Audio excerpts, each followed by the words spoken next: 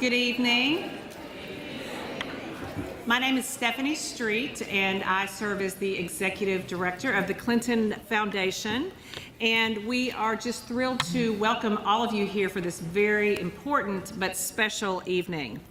We are thrilled to host the Arkansas Education Association's Rozzell Lecture Series. And for almost 40 years, this series has been serving as a vehicle to introduce ideas, trends, and best practices to Arkansas's educators. And the Clinton Foundation is so proud and honored to be a partner of the AEA and AAC because we share a common commitment to education. At the Clinton Center, we strive every single day to serve as a quality educational resource and venue for both educators and students alike. Many of you, actually I hope most of you, have been here before and experienced the center with your class or with others here at one of our many educational programs that we offer throughout the year. As a participant in one of our professional development workshops, which we have a whole series this year of those, and I hope you'll take advantage, and for next year as well. There are so many reasons to visit the Clinton Center, and now we've actually even made it more enticing. In August, we launched our online portal for educators where you can find all the information about our special programs, our exhibits, and our educational workshops. And you can also book your tour, your school tour, directly from this site. And we did this because it's kind of a one-stop shopping resource for you because we know you all are so busy and have so many things to juggle throughout the day. So when you have time, I hope you'll check out our website at clintonfoundation.org/CPC education. It's a great resource, so please take advantage of that. Now, we have a fantastic program for you tonight, and the timing couldn't be better. You all are here on the eve of the grand opening of our newest temporary exhibit, CocaCola, an American Original. And we are so fortunate that Ted Ryan, right here in the front row, the Director of Heritage Communications for the Coca-Cola Company, is here to talk about the exhibit and why Coca-Cola invests in preserving and sharing the company's very rich and interesting heritage. So I hope at the conclusion of this part of the program that you will all take the opportunity to explore this exhibit. You will literally be the very first people to see this exhibit. I think they may still be doing a few installation things, and I haven't even seen it myself in its entirety yet. But it's really an incredible opportunity for your students as well and for all of our visitors to experience some amazing things that they will never be able to see otherwise. We have original Rockwell illustrations, Andy Warhol pieces, Sunbloom, the famous Santa Clauses. So we are just so grateful to Ted. I'd like to introduce his colleague Justine as well from Coca-Cola, who's here. They have literally been working with us for 2 years to put this special exhibit together. So if we could give them both a hand, we're very grateful to both of you for all your efforts.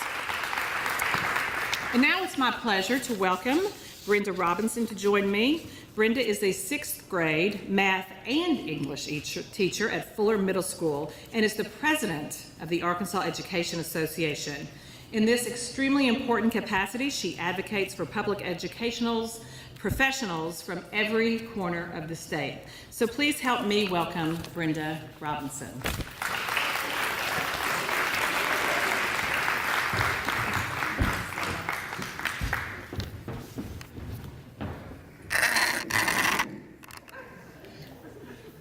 Short, huh? Short jokes there, huh? Laugh at the president for having to pull the mic down. Can you see me? Can you see me?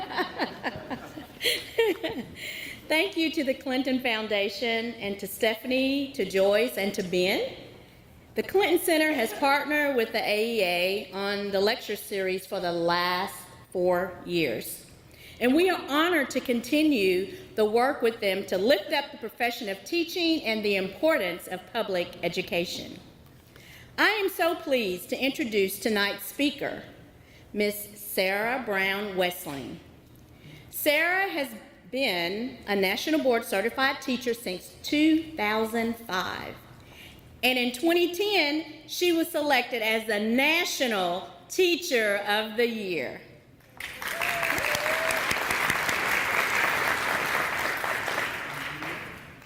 As the National Teacher of the Year, Sarah worked tirelessly as an ambassador for education, giving more than 250 talks and workshops in 39 states and internationally. Sarah, a faculty member of the English department of the Johnston High School, has taught all kinds of courses from at-risk to advanced placement. Over the years, she has served the department and the district in a variety of leadership roles. She currently maintains a hybrid teaching position which keeps her in the classroom while allowing her to write, speak, and work on teacher leadership initiatives around the country. Sarah is Emeritus Teacher Laureate for the nonprofit Teaching Channel. Whoop, whoop. How many of you have seen Sarah on the Teaching Channel? I have. Yeah, so you're gonna have to look for her on the Teaching Channel. She is the author of the Supporting Students in a Time of Common Core Standards. She also maintains her own blog, Teach Passionately, Speak Authentically, Learn Boldly. Please join me in giving a warm Arkansas welcome to Sarah Brown Wessling.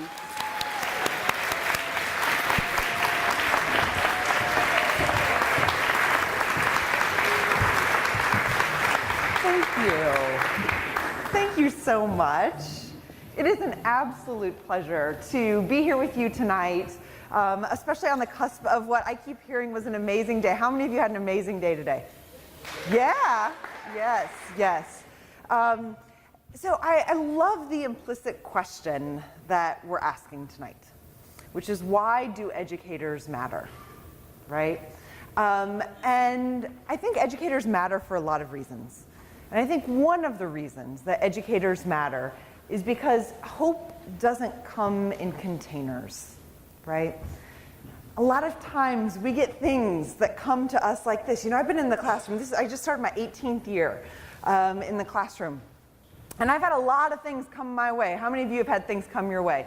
Curriculums, things in boxes there, and they always say this is the thing, right? It's the thing that's going to make the difference. And we have to remember, it's kind of a myth. Not kind of, it just is a myth, right?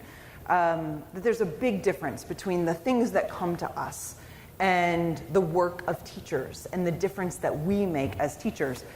And the thing about the stuff that comes to us in boxes is it's nice and compartmentalized, and it says this is what you do on the first day and the second day, and if you turn the page, this is supposed to happen, right? I think teaching isn't like that at all.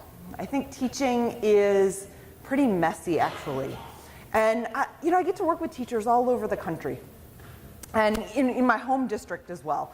And a lot of times I'll have people say to me, Sarah, I will do anything you want me to do, but just tell me what to do. Have you ever heard that? Maybe ever said that? I think I've said that before. Just tell me, I'll do it, but you just tell me what to do. And then we get to have this conversation about what just telling me what to do actually means. Because when we approach teaching that way, I always remind people that this is the best we'll ever get, a paint by number, right?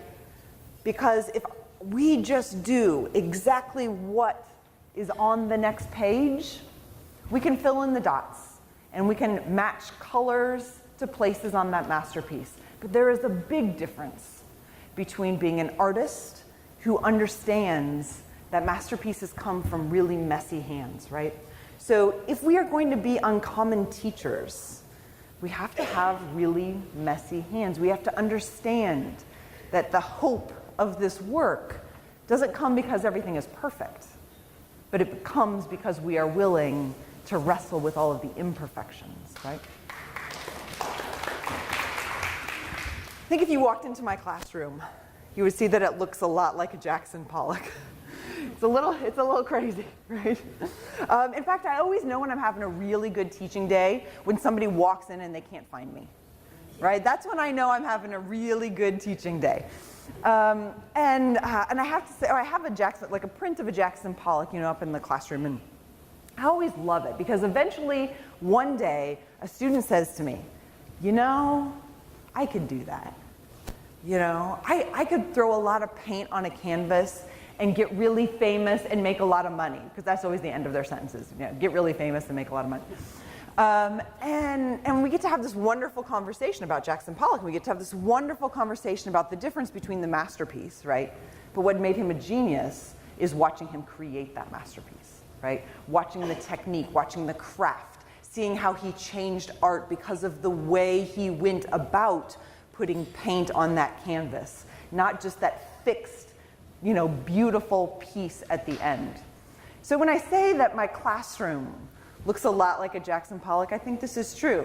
And I think that what may appear chaotic is deliberate, precise, and carefully designed. I think that's beautiful teaching, right? There can be beauty in the chaos. I have 3 children. I have an 11-year-old, a 9-year-old, and a 5-year-old, so they keep me pretty busy. And there is nothing like your own children to ground you, right, on any given day. And I remember this afternoon with my daughter, and this was a few years ago, and I had been traveling a little bit, and I was home for the afternoon. It was a Saturday afternoon. I said, Lauren, what do you want to play? And she said, well, Mom, could we play school? And I was like, yes, we can play school, because I had been waiting for my daughter to ask me to play school with her, right? I've been waiting for this moment. And I said, yes, Lauren, we can play school. I said, how do we play school? She said, well, you can be the teacher and I'll be the student. I said, you know, I can do that. I said, well, what does the teacher do? And she said, well, Mom, she said, you can give me something to work on and I'll go sit at my desk and do it, and then I'll bring it back to you and you can tell me if I did a good job, and then you can give me something else to do and I'll go sit at my desk and do it, and then I'll bring it back to you and you can tell me if I did a good job. And I'm thinking, oh my gosh, I've got like the cutest kid ever, right?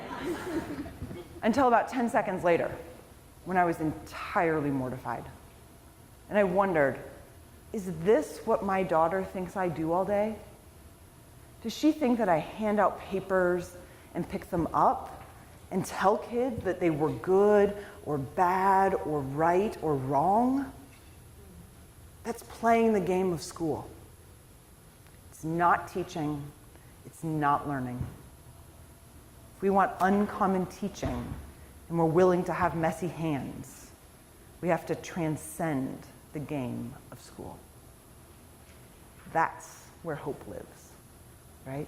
Hope lives in transcending the game of school. So educators matter because they see what others can't, right? We see in others what they can't see in themselves, right? As I get to do this work where I get to, you know, leave my classroom periodically and come to places like Little Rock and get to be around amazing educators, I have the chance to constantly put on a new set of glasses, right? A new set of lenses. And regardless, if I am in rural Iowa, I'm from Iowa, the corn state, not the potato state. If I'm in rural Iowa, or I'm at the Ministry of Education in Japan, or I'm at the Technology Center in upstate New York, I'm constantly putting on a new set of lenses and seeing the world through that perspective, right? This is what teachers do. This is how we see what others can't see in themselves, because we're willing to see through a different set of lenses. I think the other way that we see our work is represented by this photograph. I took this picture when I was standing at the top of the Scholastic building, you know, Scholastic Books, right? The top of their building in Manhattan. And I took a picture not of what I saw, but of what I didn't see. You know what's supposed to be there? Yeah, the towers, right? The towers. So this is the other way that teachers understand the work that's in front of them, when we recognize what isn't there. So it's sometimes the act of putting on that new set of lenses, and other times it's the act of recognizing what's absent in order to figure out which steps to take. I wanted to share with you some images from my classroom, and from the kids who inspire me all of the time, and think about seeing in others what they can't always see in themselves. There's some pictures here. The one in the top left-hand corner is, are there any English teachers in here, in this room? Okay, so you might cringe. We have a day, we take old books and we start to rip the pages out of the books. And we turn them into new poems, right? So we take the pages and we take the words on the page that the authors have and we turn them into poems by creating these pictures around them. The bottom here, a lot of times I ask students not just to analyze texts and words, but to transfer that to brand new kind of disciplines. Over here in the top right-hand corner, I decided one year, so I decided that, well, I got tired of this. So I've been teaching 18 years, right? And every single time I say the word poem, you know what they do? They're like, ugh. You know, it's this horrible groan, right? You just say, you can't even like get to the last syllable. There's only 2 syllables in the word. You can't even get to the second one. And so I decided we're gonna embrace this, right? We're gonna embrace this. We're gonna figure out how to love poetry. We're gonna throw it into the universe. So we come up with this big idea where they can accumulate all these points by throwing poetry into the universe, and we're gonna keep track of it on Twitter. And so this other school in Wisconsin finds out that we're throwing poetry into the universe, so then they challenge us. And so then we start having a throw poetry into the universe throwdown, which inspired one of my students to write a pretty angry poem at Wisconsin that he then tweeted. Down in the bottom here, one of my very best days of teaching ever. I had this class, and I had this class for an entire year. And the whole year, they kept saying, can we have a party? Can we please have a party? And I said, no. I don't do parties, you know, we're not gonna have a party. And they kept asking, and finally, like, they wore me down, right? They just wore me down. And I finally said, all right, we can have a party if you will do it the Wessling way. And they looked at each other and they said, do we get to have food? And I said, yes. And they said, fine, we'll do the party then. We'll do it your way. So together, we came up with this idea that we would have this literary character dinner party day.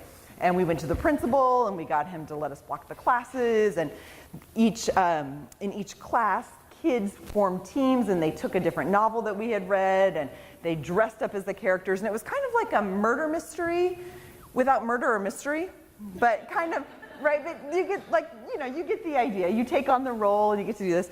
And it just ended up being this really magical day that came from them, right? That came from them. I also want to tell you a story about Ben, the student that you see up at the very top there. And Ben always reminds me the importance and the power of seeing in others what they cannot see in themselves. So I also decided one year that I was given all these final exams and I wasn't really learning anything new. You know, kids weren't really outperforming themselves at the end of the course or anything like that. So I had this year where I had mostly seniors, and I said, all right, here's the final exam. It's a two-sentence prompt. Your final exam is give a commencement address. It cannot be cliche. That was it. Give a commencement address. It cannot be cliche. So we watched a lot of really bad commencement speeches. We watched a lot of really good commencement speeches. They came up with their own criteria, and then they deliver these. And it was a beautiful week. It was just a really neat week to see each student do this. So Ben stands up to give his speech. And Ben entered my class about a third of the way through the year. And kind of out of his peer group, actually. So this class had a lot of students who were pretty academic. And so when he came into this class, he was quiet. He kept to himself. He always did what he was supposed to do, but he was just, you know, a good listener, but just really kind of on the outskirts of this class. So he stands up to give his commencement address, and he said, you know, I know that a lot of you don't really know my story. And I've decided that today is the day I'm going to tell you what my story is. And so he starts to tell us some of the things the kids already knew. When he was a freshman in high school, he was a senior, obviously, when he gave the speech. When he was a freshman, he actually moved away from Iowa and moved to Colorado to play hockey. He wanted to be a professional hockey player, amazing, incredibly talented, and so he moved to go practice, right, to go be with this team. At the beginning of his junior year, he came home. So he'd been gone for 2 years. At the beginning of his junior year, he came home over a break, had an ATV accident, nearly lost his arm, and was about 10 minutes away from losing his life. Went through rehab for the whole year, And at the beginning of his senior year, he goes back to Colorado because Ben is a hockey player, and Ben's gonna play hockey, right?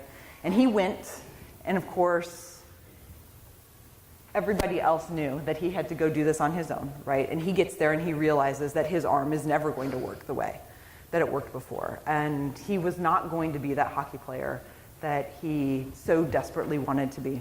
So he came home and he decided to take this class because his sister, who I had had 7 years before, said, I think you should go take that class. And he, at this point in the speech, stops looking at me. Do you ever have kids, you know, they give speeches and they just keep looking at you, like constantly looking at you for affirmation, you know? And he just stopped. And he looked at everybody else in the room. And he said, what you don't know about my story is that you have changed me, he said to his peers. He said, because I came to this class every day and you said words I didn't know, but you didn't make fun of me. And you let me figure out what they were. And you talked about things I didn't understand. And you were patient with me while I figured them out. And he said, more than anything, you taught me that I have a brain. My arm might not work the way that I thought it was going to, but my mind will. There was not 30 of us were weeping, right? He walks out of the classroom, you know, the first thing I do is I get on the phone and I call his mom. And I said, you cannot believe what your son just did. And this is the power, right, of seeing things in others that they can't see in themselves. It's what his peers saw in him that he could not see in himself. This comes from messy places, not necessarily precise ones, not ones that come with pages to turn, right?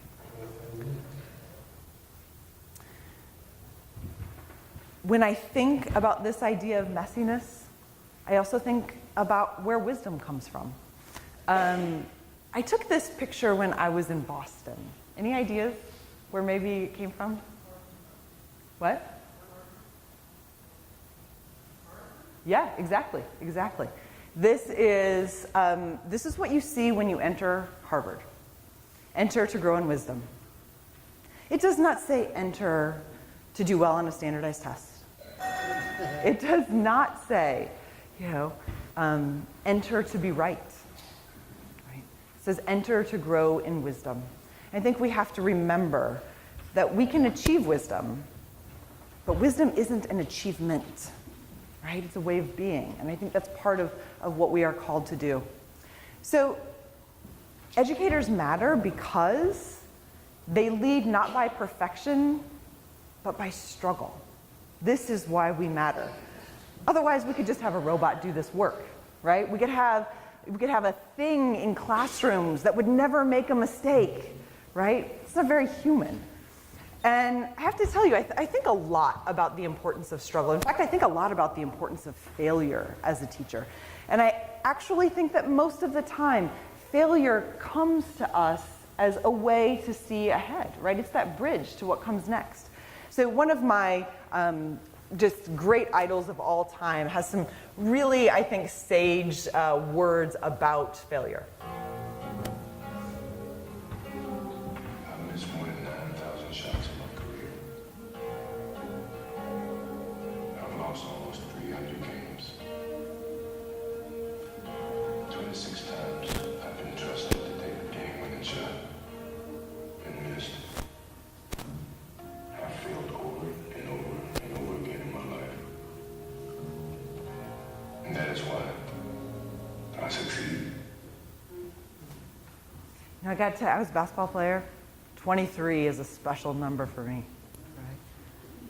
And I got to tell you, when I hear the name Michael Jordan, failure is just not what comes to mind, right? That is just the last word that comes to mind. In fact, I really believe the man could stand at half court and like jump all the way, right, to the basket and do that amazing stuff that he would do.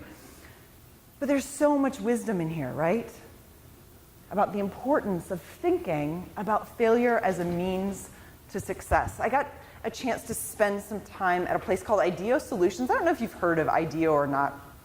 They have some headquarters in some different cities around the country. And essentially what IDEO does is people bring their problems to IDEO, and it can be like a consumer issue. So maybe you are building a bike, and your company wants to build a better bike and they don't know how to do it. You go to IDEO, they give you a team, they figure out how to build you a better bike. Maybe you want to brand your hospital differently. You can go to IDEO and they can help you do that. So anyway, I'm there and I'm listening to these people talk about failure like they were excited about it, I mean, truly, they would say, we plan to get the wrong prototype 90 times. And in fact, if we don't get 90 or so mistakes, we're pretty sure we don't get the right one. We're pretty sure it takes that many failures to get to the right answer.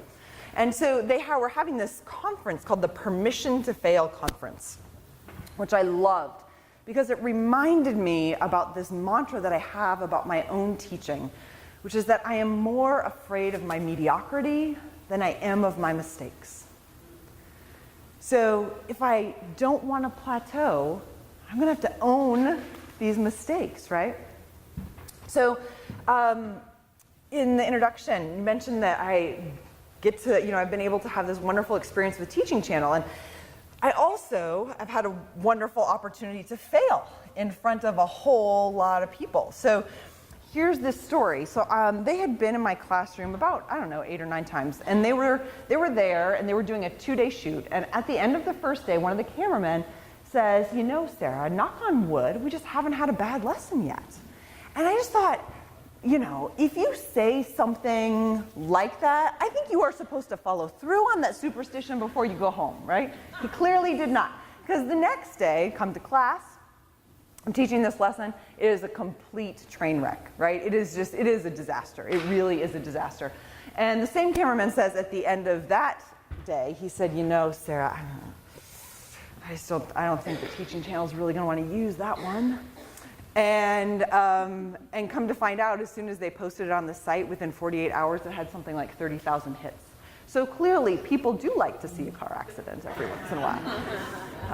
So I thought, in the spirit of owning and appreciating failure, that I would share with you a few minutes of this car accident of a lesson.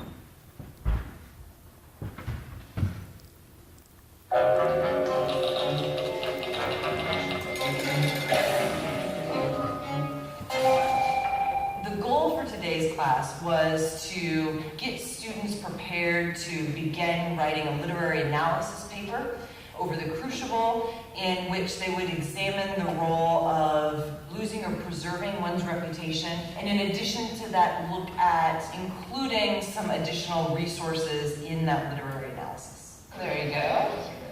In retrospect, I can see how the packet of materials itself was a little overwhelming. It is, but you're not going to read it all. No, we're not going to read it. It'll be okay. It is a lot of people.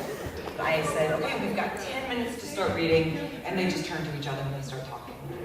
You guys are so not doing this, are you? No, you're really not, are you? Okay. This is one of these moments where I have a choice in how I react. So I can either kind of go along with my knee-jerk reaction, which is to say, oh, they're not being good students. But another way for me to think about it, and the way that I choose to think about it, is I've done something to make them act like this. Because usually they don't. But I don't understand. But there are big words in there that you don't understand, like where. And then there was this moment where I realized that I had completely misfired. What does that mean? That's an author. Okay. What is that? Where else?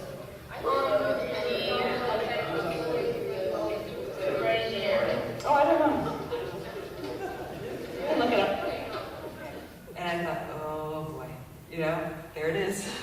That's the moment where you realize, okay, this is a great kid, she's a hard worker, she has a strong vocabulary, and I wasn't paying close enough attention to what I was putting in front of them. What I realized is that I opted to try to meet the standards, make sure that the common assessment that I share with the rest of my department meets the criteria of what we had talked about earlier in this year. So in thinking about the adults, I compromised the needs of the kids. All right, I will see you later.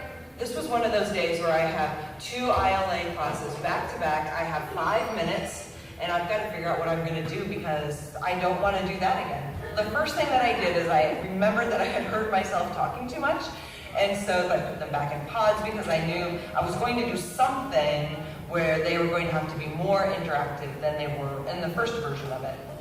So what we need to do is get rid of the discussion at the beginning. Still work with the sources. Maybe not work with the sources. They're not sure why I'm talking to myself. Go ahead and sit in your groups. I still wasn't quite sure, and in my mind I kept thinking, all right, I've given them too many complex things. So I'm thinking, all right, what are my big ideas? Impact on reputation, leadership, civil disobedience. They've got to be able to somehow at least see how these ideas connect. Then the next class comes in. I knew that I had to simplify, and I figured that much out in the 5 minutes, but I hadn't figured out the strategy. Even if I'm going to simplify, they still need a visual in order to help them understand kind of these heady ideas. I'm going to have, let's see here, I'm going to have your 2 groups. I'm going to give each of you some paper here. Let's do this. And then as I'm kind of walking, I just think, oh yes, we're going to do this traveling or progressive concept map. As a group, I want you to think of at least 3 or 4 different ways in the Crucible that we see this idea, all right? And you're going to just make one bubble for each of them. Got them back into the play. Many of them have their books out. They were thinking not just about John Proctor, but about other characters. I think him admitting to a goal train was a clarification. Okay, so then write that down. It's good to have these moments that you can look at and say, well, with more simplified apparatus, we were successful. I have to say, every time I see that, I just cringe, I just cringe. So there's a little bit more to the story about the conversation I had with the cameraman at the end of this day. So when he said, they're not going to want to use this, and I said, yes, they are, I also gave him 3 reasons why I thought Teaching Channel would want to use this. I said, the first reason is because I only agreed to do this work if they would film what actually happened in the classroom, good or bad. I said, the second reason is you just don't get this very often. You just don't get this kind of mistake on film very often, so it's kind of unique, right?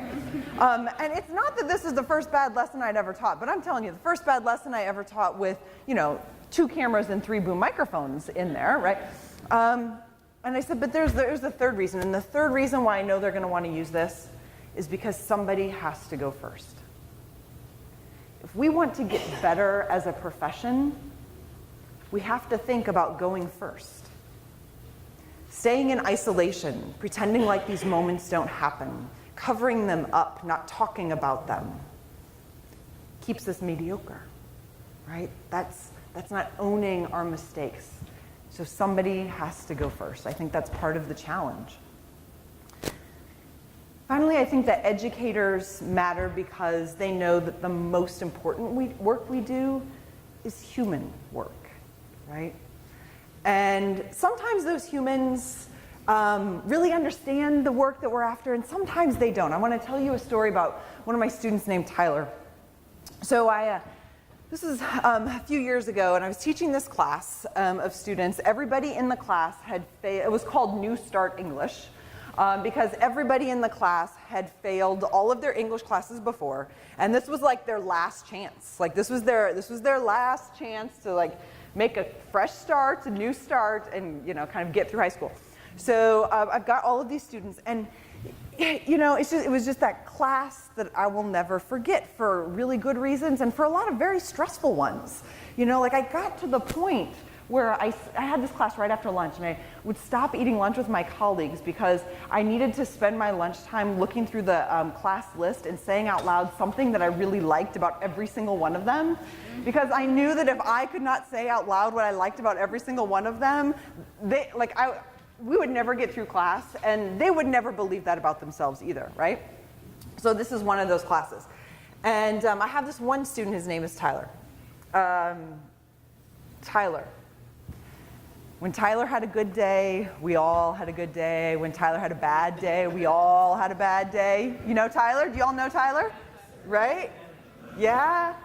I'm going to also tell you this about Tyler. Tyler was brilliant. He was charismatic, and he was angry. Really, really angry. And most of the time, Tyler would come into class. I mean, like I just knew, like the second he walked in the classroom door, if it was going to be a good day or not. And it usually had something to do with the fight that he had or didn't have with the girlfriend, right? Like over lunch. So anyway, there's this one day he comes in, I can see this, we're going to have a bad day. And I was like, but we have got stuff we have got to get done. You know, we have got stuff to do. So I said, Tyler always carried this sketchbook, like this notebook with him. I said, Tyler, how about today? You're a little off today. So how about you find a place in the classroom, you just sketch until you're not so angry anymore, and then you join us as soon as you're ready. And he said, great. So off he goes. And he stays there the whole class period. And I'm not sure that that was the best teaching move. I'm not sure that I was supposed to let him stay the whole class period, but he was angry for the whole class period. And so at the end of class, he walks up, and kind of in this great act of defiance, he tears what he had been working on out of this notebook, goes to the bulletin board, and kind of like puts it right in the middle and storms out of the classroom, right? Well, he's really private about what was in his notebook. And so I was incredibly surprised when I looked at what he had posted and saw that it was amazing. He was an incredible artist. And so the next class that came in was my seniors, my advanced placement seniors. And they walked in and they said, oh, what is that? That's really cool. I think those are those archetype things you're always trying to get us to find in the stuff we read? And I said, actually, yeah. And so I go to my desk and I grab the pile of Postit Notes and I give a Postit Note to every kid. And I said, all right, write down what this means to you and go put it up there, right? So they do. And then I'm thinking, what am I going to do with this? Well, I know something else about Tyler. Tyler stays at school as late as he can, and he gets to school as early as he can, which also tells us a lot about Tyler. So I know that the next morning, if I have the office send him to my classroom really early, he's going to be there. So I do. I have them send him. They call him and they send him on up. And when he gets there, I have this card waiting for him. And I wrote on the card, Dear Tyler, the measure of an artist's worth is the impact he has on other people. Look at what you have done. And I show him the artwork and the Postit Notes, and I'm like, we're gonna have a moment, right? And he looks at it, and he just walks out the door. Just walks out the door, that was it. And I thought, I literally threw my hands in the air. I don't have anything else. Like, that was the best I had. I don't know what else to do. So I'm kind of sitting there, and about 10 minutes later, he comes back in with 3 of his friends. And they're all looking at it. And he says, look at what those older kids think I can do. Look at what those smart kids think I can do. 6th hour comes that day. I had no idea how many artists I had in 6th hour. They're all bringing their stuff, and they're putting it up on the bulletin board, and I'm invested in Postit Notes like nobody's business, right? Because then my seniors are coming in, and this is how we did, this is how it went, right? The New Start English kids were posting their artwork, and the seniors were responding to it. And, and I wish I could tell you that it created some magical fairy tale made-for-TV movie ending, and of course it didn't, Of the students, of the 29 students I had in that class, only 7 of them ended up graduating from high school, and only 4 of them graduated from our high school. Tyler happened to be one of those 4. And I have to say, he came and saw me almost every day for the next 2 years. Most of the time it was wildly inappropriate. He would usually open the door and say, hey, Wessling, have a good day, as he would run down the hall and the SRO officer would chase after him. But there was something, right? There was something about seeing in Tyler what he could not see in himself, right? This is the human work that we do. I don't think that there are secrets to human work. A lot of times I have people say, are there teaching secrets? Or do you have some secret that if you told me, everything would just be magical? And there isn't. right? There aren't secrets to the human work. There's honesty and there's perseverance. And I just want to finish with an anecdote about my second year of teaching that really taught me about the kind of teacher that I wanted to be. So my first year of teaching went really well. You know how everybody says that the first year is really awful? I don't know, I had a little bit of a fuzzy brain, but other than that, it was, it went really well. My second year of teaching, which happened to be the first year at the school district I'm still at, was awful. It was a disaster. In fact, it was so bad that at winter break, which is even before the end of the semester, at winter break I went home and I told my dad, I said, Dad, I can't go back. I just can't go back. I was not meant to be a teacher. I got it wrong. This is not my work. And he very gently said, you did sign a contract, so you'll need to finish out your year, and then if you want to make a change, you can. And so I thought, well, I've got one more semester. I cannot have another semester like this one. I've got to do something. So I did what I had started to do as a student teacher, which was to always ask my students to evaluate me. Because I knew that no matter who came in our classroom, nobody knew the fabric of that classroom better than the kids did. So I did that. I gave them the evaluation. I gave them 3 instructions. 1, you don't have to put your name on it. 2, I promise not to open this envelope until after I post your grades. And 3, please be honest. And for the first time all semester, they did 3 things I asked. And so I collect all of these evaluations, and I'm sitting at my desk and I'm reading them. So during this year, I'm also sharing a classroom with another first-year teacher. And she is beautiful and charismatic, and the kids love her. Like at Christmas, her desk is piled with the gifts, right? They are like inviting her to their slumber parties. I don't want to go to a high school slumber party, but she's getting invited, and I'm staying up till 3 o'clock in the morning trying to write this really important stuff on all of their papers, right? That they throw away as soon as they get. So I'm sitting here at this desk. My colleague's not there right now. And I look at these evaluations and I start to read them. And I start to cry. They're honest. They're not horrible, but they're honest. And honesty is tough, And then I thought, what am I going to do? I cannot let this woman see me crying. I don't know what to do. So I did the only thing I could think to do. I crawled underneath my desk.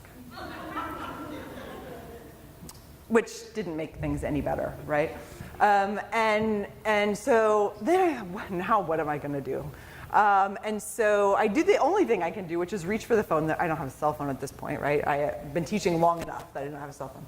So I grab the phone and I call the best teacher I've ever known, my mother, who retired from teaching 4th grade. She taught 4th grade for 30 years. She retired a few years ago. We had this really wonderful conversation. And at the end of the conversation, my mom asked me a very literal question, but it held incredible wisdom for me.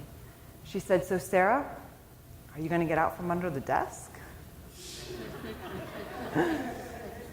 And I will tell you, when I said yes to my mother, I said yes to being a teacher. Because this is what we do. This is the most human work that we do. We crawl out from under the desk day after day after day. I want to take a moment to thank you for crawling out from under the desk. Sometimes our students forget to tell us. Sometimes our colleagues do. Sometimes parents forget. But your work matters, and you make a difference. Thank you.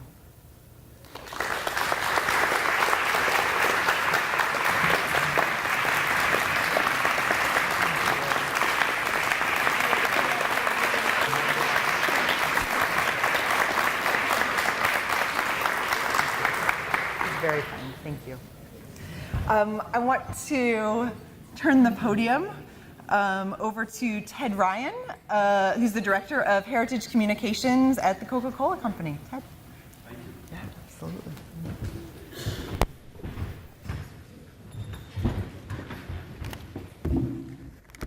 I'm not sure if I want the podium. That's a hard act to follow. I've spoken around the world about Coca-Cola for 18 years, and I'm always a popular speaker, and people walk out going, great, but that was fantastic. I can't top that. Thank you once again. Well, I'm all that's standing between you and getting to go see a wonderful exhibit that Justine has curated with Ben here at the, I've got to give Justine credit. What you're seeing is the result of her working with the Clinton Foundation to pull this together, and it's an absolutely fantastic exhibit. But they asked me to give you a little bit of context and a little bit of oversight. Number one, my name is Ted Ryan. I'm the historian for the Coca-Cola Company. As I said, I've been with Coke for 18 years. I think I've got the best job in the world. I'm not a teacher, but I think of myself more as a storyteller. I educate our brand professionals. Our World of Coke museum in Atlanta draws 1.5 million people a year. And we sit on the content that brings stories to life. First off, I wanted to thank you because I'm also a parent of 4. I've got a 14, 16, 18, and 22-year-old.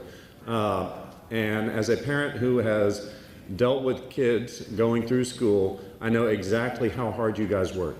Because I see it on the other side. I'm the one going, do your homework, make sure your homework gets turned in. Including one of those kids is a special needs kid with autism, so I know exactly how hard we as parents have to work, and you guys work even harder, and you dedicate your lives to the kids. My middle son is 16, and he's taking Greek for the 3rd year in a row because his Greek teacher in middle school touched him. Something happened, and this kid who's a gruff kid, he's now taller than me, but he's taken up Greek, and every morning he gets there early. He gets to school at 7:30 so he can have a 20-minute tutorial on Greek because he loves the teacher. So I know each and every one of you have a student out there that you've touched the way that Dr. Schroeder has touched my son. So with that aside, let me talk about Coke for just a few minutes. I gave a speech, I gave a lecture at St. Mary's College a couple of months ago where I teach the history of the United States using nothing but Coca-Cola ads from 1886 until today. Because when advertising is good, it reflects society. The music, the fashion, the treatment of women, treatment of minorities, everything is reflected in what's in ads or what's not in ads. And it's an interesting speech. It's an hour long. I'd give it to you now, but we only have a few minutes.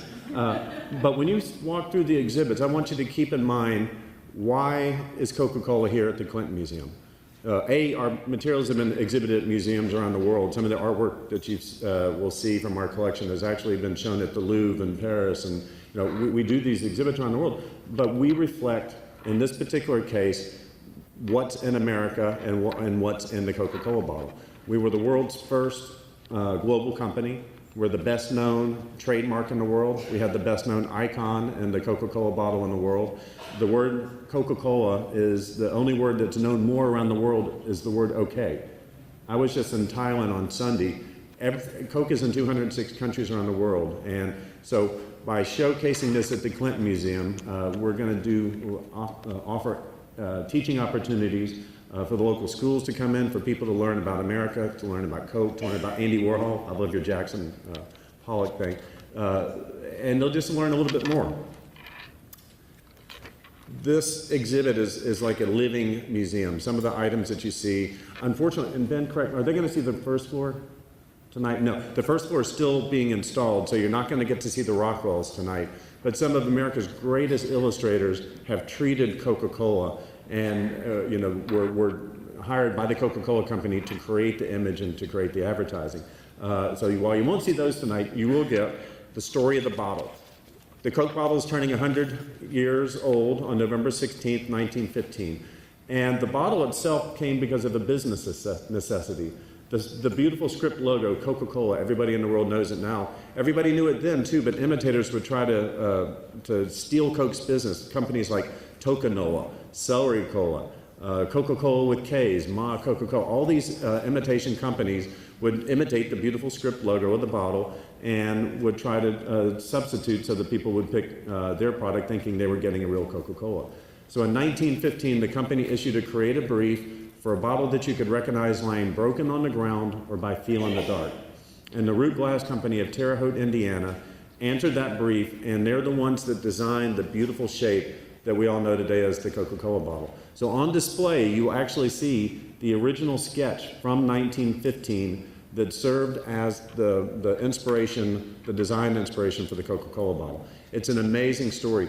The company patented in 1915. We put it into production shortly thereafter, and we used it without change until 1955. It became a ubiquitous symbol of both refreshment, but then on a deeper scale, America. During World War II, the president and CEO of the Coca-Cola company pledged that every soldier in the field would get a Coke for a nickel, regardless of what it cost the Coca-Cola company. So we spent over $5 million building bottling plants right behind the Allied troops as they moved through Europe and moved through Asia and continued to bottle Coca-Cola. And it became a symbol of freedom. After the war, it remained that symbol of freedom, so that Time magazine put it on its cover in 1950, the first time a brand had ever been featured on the cover of Time magazine. So it becomes a symbol of something bigger. So an artist like Andy Warhol, of course, takes the bottle and incorporates it into his art. So in the gallery upstairs, for the first time ever, I might add, you're going to see some original Andy Warhol art featuring the Coca-Cola bottle. And some interesting stuff that he did as well. He did Coke spills on canvas. And then when Coke made its horrific decision in 1985 to change the formula and introduce New Coke. Anybody remember that? I was at Emory University and my dad called me and said, "Those bastards are changing Coke, and go buy some." And I had to stock the back of the station wagon with Coca-Cola. We were hoarders. At the time, we either became protesters or hoarders. We were a hoarder. Time magazine in 1985 commissioned Warhol to do a special cover, and you'll see what his idea was. A new Coke can on its side with the product spilling out. And symbolically, Warhol never showed the bottle upright again after New Coke. He said the company had broken its trust with the world, and we didn't deserve the bottle to be upright anymore. There's a section on presidents and presidential families drinking Coca-Cola, and that's a really interesting one to me because when Coke is at its best, it's never the star of the show. Well, with Andy Warhol, we're the star of the show because we made a mistake. But Coke just belongs in natural situations. So when you see John, who's sneaking Kennedy, who's sneaking a sip of Coke, it just belongs there. It fits. And then a couple of other elements that you'll see the perspective bottle. That creative brief that called for a bottle you could recognize lying broken on the ground. We challenged a designer in Toronto to see if he could reimagine that for the 21st century. So he exploded a bottle that when you get just right and look to a pinhole, it forms the bottle shape perfectly. Anything other than that, the bottle's broken. It was a fascinating concept, and it was an interesting way to treat art. On the way to the third floor, you're going to see what is one of my favorite elements. It's the 3D printed bottles. My son, who has autism, is a science nut. We have a 3D printer. We love it. We challenged, the Coca-Cola company challenged designers around the world to reimagine the bottle for the 21st century. And the Terence Conran group out of London. Anybody have any OXO kitchen supplies? That was Conran was the designer that did that. His group imagined a bottle as though it had been peeled like a lemon, but the peel had been held all in one piece. So as you go upstairs, you'll see the Conran designed 3D printed Coca-Cola bottles, 825 of them hanging from the ceiling. And once again, it's a perfect opportunity to talk about the bottle, to talk about form, to talk about utility, and to talk about design. And then the final piece is one of my favorite artists of all time. Howard Finster is a folk artist. If anybody is a Talking Heads fan, he did the cover for Little Creatures. He was a bike repairman who, Justine, how old? I can't remember. I don't want to make a mistake. How old was Finster when he got the vision, had the vision? He had a vision from God that told him to paint. And he had to do 5,000 pieces and dedicate them to God. He did better. He did 40,000. And he wrote his messages all over them. He's one of the world's best-known folk artists. And one of his favorite media was to paint on Coke bottles. So you'll see his messages from God to us painted on a Coke bottle. And we have several of those paintings featured upstairs as well. So with that, I can't top your speech, Sarah, but I hope I've given you a brief preview of what you're going to see on your way upstairs, and that you'll understand why the Coca-Cola Company was so proud to partner with the Clinton Museum, and how excited we are to share both the history and heritage of Coca-Cola and our wonderful iconic bottle with everybody here in Arkansas. Thank you very much.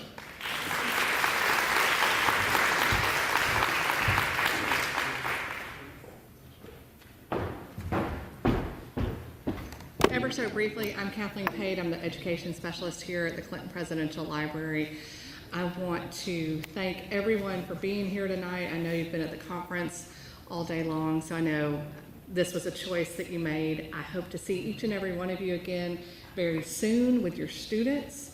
You got our education program guide that tells you all the programs we're offering this school year, including special programs that are in conjunction with this exhibit.